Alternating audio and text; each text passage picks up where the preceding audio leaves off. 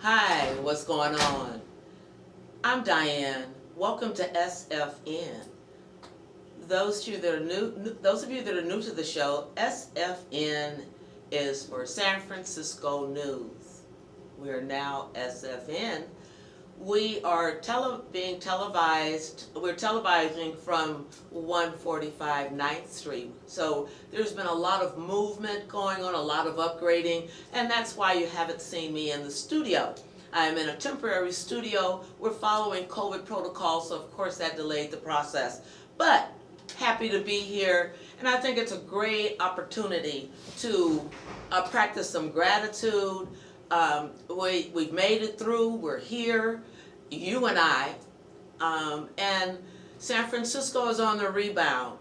We know we can't please all the people all of the time, but I want to thank Mayor Breed. I want to thank Shaman Walton. I want to thank Carmen Chu, David Chu, and at that note, there's so many people to thank that I can't name them all. But I want to thank all of our elected officials who are working together, fighting together for the best interest of we San Franciscans. You know, they're talking the redistricting was so convoluted. There was so much controversy. So when they redistrict, what that basically means is that the boundaries that you knew in District 10, 2, 7, 8, whichever district you're in, they have changed. Our new studio does not allow me to show you a graphic. I'd love to, but the good news is that you can just internet search, redistricting in San Francisco 2022. Okay, so moving right along. This is the time in San Francisco, many say, for bold and innovative action. And there's a David Chu. We were privileged to have David Chu here and interviewed him in 2014. We interviewed Malia Cohen in 2014. And they went on they were elected. David Chu, we interviewed for Assemblyman of District 17. And his position, that seat has been vacated because our Honorable Mayor Breed appointed him as the city attorney. So the seat for the California Assemblyman for District 17 is vacant, and Matt Haney is running for that seat. Why am I endorsing Matt Haney? I may start out endorsing one person, which was Mahmoud. He was great, but Haney is better. And Mahmoud even changed his endorsement over to Matt Haney. Why did I change mine? Because I'm a native San Franciscan, and I need to see an older native San Franciscan, by the way. I need to see young people that are bold and innovative. The status quo must go. Vote for Matt Haney, April 19th, 2022. For the changes that we seek, we need a team, and as you all know, and the team is coming together from the north, south, east, and western parts of San Francisco. Matt Haney will be a great assemblyman for our District 17. I'm very proud of what David Chu did. He treated everyone with respect. And that was what I see with Matt Haney. Each and every one of us needs to be and deserves to be treated with respect. So with that in mind, and the housing issue. The housing issue is so grave. We know that, we see that, we read that. Funny, a lot of people still want to come to San Francisco. Our city is growing and it must be allowed to breathe. People are complaining that there are a lot of drug addicts there, and that the streets is not safe. Well, let us be reminded that COVID came to San Francisco in 2020. actually earlier than that, but it was official. In 2020, all bets were off for the most part, and everyone and the Department of, our San Francisco Department of Public Health Director, everyone came together in San Francisco. Well, guess what? A lot of other people came too. A lot of other people. Once you come to San Francisco, you are San Franciscan. But however, I would like to say you have San Franciscans and you have San Franciscans. But we want to take care of all people, because what's the bottom line?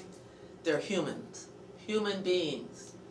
So there's some of the plans that are coming out of the mayor's office are the rehabilitation, drug treatment programs. Let me say, in any drug program, I've spoken to someone who is Samuel S. To protect his anonymity. He is 29 years clean and sober of all mind-altering drugs. And his statement was that he's not a representative of Narcotics Anonymous, but he is a member of Narcotics Anonymous. And he said until treatment is given, until an addict has the desire to quit using, they can be threatened with jails, institutions, and death. The literature also speaks about that. So some people say, why won't they stop? It's addiction, folks. Read about addiction, then we can have the proper the commensurate, or the type of compassion that's required. Some of the people on the street that I've talked to, some of them just want to use, they want to continue using, and they aren't going anywhere. They don't want to. And as long as the weather is here and they can sleep here and get benefits, they're not going. Well, guess what? Someone else I interviewed, Lita, and her last initial happens to be S. She said that we should separate people, and she works at the Department of Public Health. She suggested that there are categories for health and wealth and prosperity and survival. So since we're talking about on the ground refers to the average person on the street. They need to be evaluated, she said. She said there are categories, and then we can our city will better know who to help and how to help them. One category are the people that are homeless, that are not using drugs, but they have nowhere to go. They're houseless.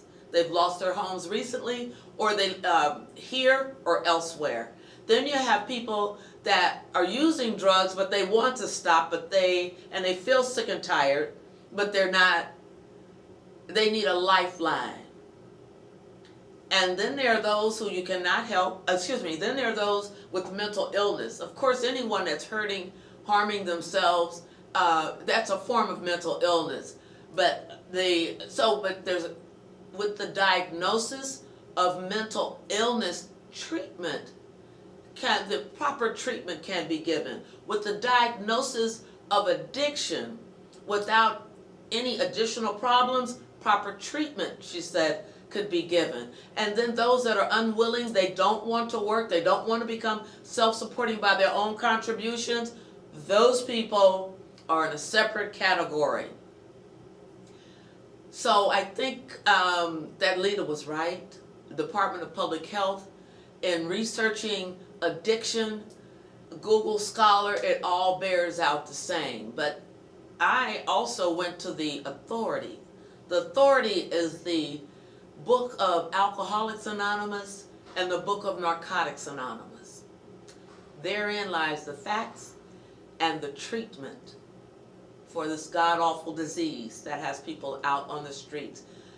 Again, it's worse because it's COVID. So I say to those that, let's be mindful. Together, we can be better than ever. Our city can be better. We have an opportunity now because we've had a chance to think about it.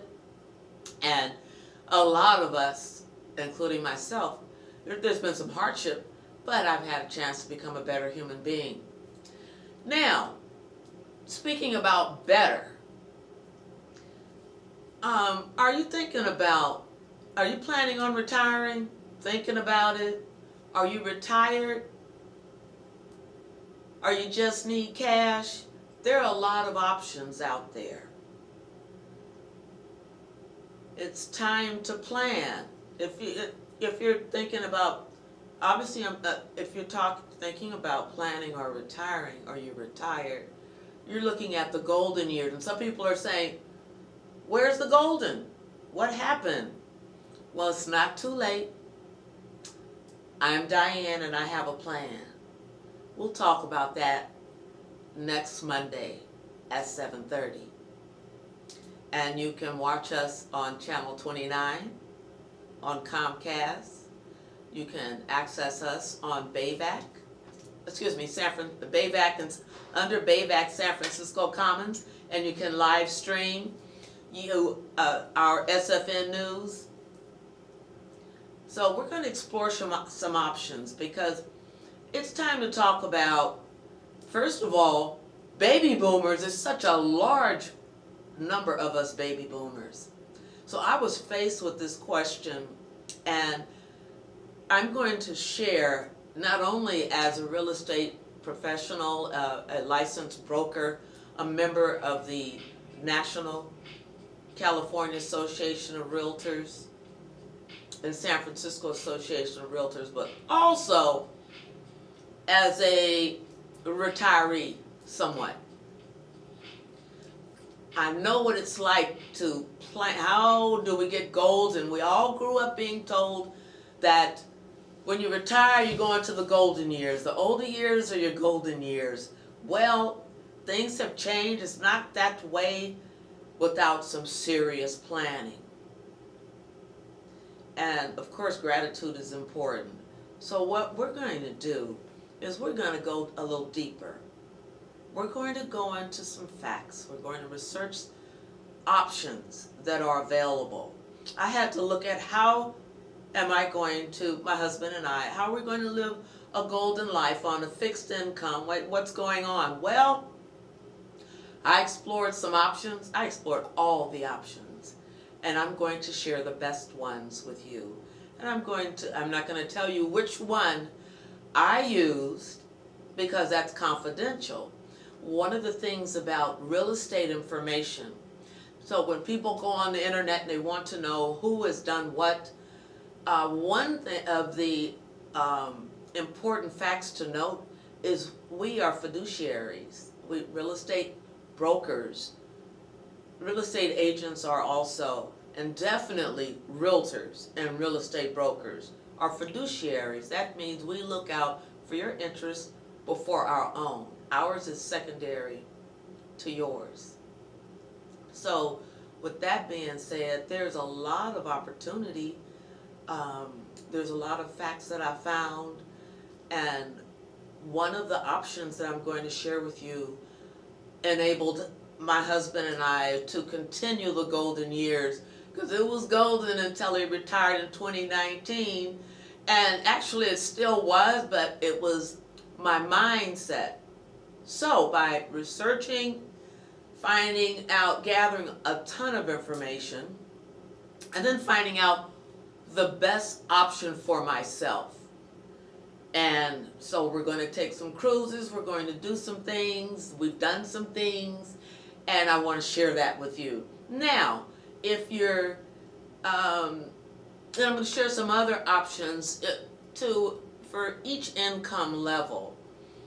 We all have different opportunities, we have different experiences, but the fact that we're here is a lot to be grateful for, because as long as we're here, as long as we're in our minds, in our right minds, and as long as we are not addicted to any substances, we have a chance to build the life that we want. No matter the age, it's never too late. It's never too late. So I want to leave you with this thought. it looks like things are falling apart. I read Twitter, I read the responses, the press releases from the mayor's office. That's one of the places that we get some encouraging news. Out of the mayor's office and the board of supervisors, there's a lot of controversy, but there has to be, because we come from different experiences. We could all be natives, San Franciscans. There's still going to be controversy. So let us embrace each other's differences, and let's agree to disagree, and let us move in a direction that is good for the entire city. Let's stop so much whining, and let's volunteer, or let's do our part. What can you do to help make San Francisco a better place? Something that you complain about, what can you do about it? If someone's doing something about it, support them. We can now attend Board of Supervisors meetings. I wouldn't recommend that right now in person. I mean, of course, for me, because health protocol, the COVID health protocol is very important to follow. So I'm still doing extra, even though you don't have to. So I wouldn't recommend for you something that I wouldn't do myself. However, it is important to attend virtually or in person the Board of Supervisors meetings. If you have any questions, feel free to send us an email at sfnewstv@gmail.com. I want to thank you for joining me today on this actually editorial segment of SFN. I'm Diane with a Plan, and I'll see you next Monday at 7:30, and we'll begin to discuss some options to improve the quality of your life. These are options that I've used for myself. Also, let me say, I've spent over 20 years helping people save their homes. I've helped people prevent foreclosures, short sales. I've done forensic evaluations to find out where the problem was, and therein lies the solution can be found. Diane Buys Homes is coming soon. Everyone doesn't want to live in San Francisco. That was a shock to me. There's so many people that want to come, but the reality is there's two parts to it. Many want to stay, many want to leave. What Diane Buys Homes is designed to do is to make sure that I continue my mission of helping you save your home, helping you maximize your home, helping you achieve your goals. So I'm going to be reaching out to you, and I'm going on a listening tour, and I want to know what you want. I want to know, what does your retirement look like? Do you feel you cannot retire ever? Let's take a look at that. Do you feel you have no options? Let's take a look at that. What do you want? I'm here to help you with what you want. I was blessed to get help with what I wanted, and my husband, and we're living our golden years. And anything I can do to help you, I've been doing it for 20 years, but this time, part of it is going to be selling homes. And I never wanted to do it. I have sold some, but that's never been my emphasis. So let me say to you, when you see Diane Has a Plan, Diane Buys Homes, it's only a last option. But what I will not do is participate in anything that will cause you to give your home away. It's always about the highest and the best. If you are facing eviction problems, call me. The landlord's not treating you right, call me. I'll do what I can to help.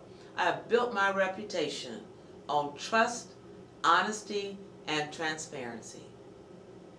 That's what's going on for now. Take care. Thank you for joining me on San Francisco News on SFN, and we'll see you next week. Bye-bye now.